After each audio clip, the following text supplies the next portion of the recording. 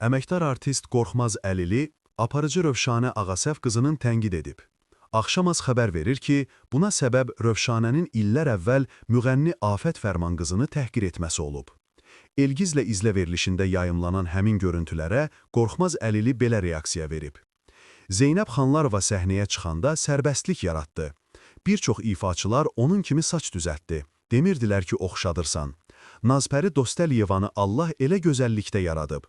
Təranə Qumral və Afət Fərman qızı da ona oxşayır. Amma onları ayırmamaq mümkün deyil. Rövşanənin etdiyi tərbiyəsizlikdir. Deyir, nəyə oxşayırsan, bu nə geyimdir, xarizman yoxdur. Qonağındır, qarşındakına hörmət et. Çağırmısan qoyasan ortaya. Rövşanə danışanda elə bil zalda hamı kardır, qışqıra-qışqıra danışır. Xanımsan, danışığını bil, 1 qram xanımlığı yoxdur, elə bil davaya gəlib. Xanımın incəliyi olmalıdır. Qorxmaz Əlili aparıcı ilə aralarındakı küsülülüyün səbəbini açıqlayıb. Məni efirə çağırıb, çağırmısan fikrimi öyrənməyə, sual verir, cavab verirəm. Qayıdır ki, sizin fikriniz önəmli deyil. Dedim çəkilişim var, getdim efirdən. Sonra deyirəm, qayıdır ki, mən elmlər doktoruyam. Cavab verdim ki, mən süpürgəçiyəm. Elmlər doktoru olmaq savadlı demək deyil. Qeyd edək ki, Rövşanə illər əvvəl Afətin ünvanına tənqidlər səsləndirmişdi.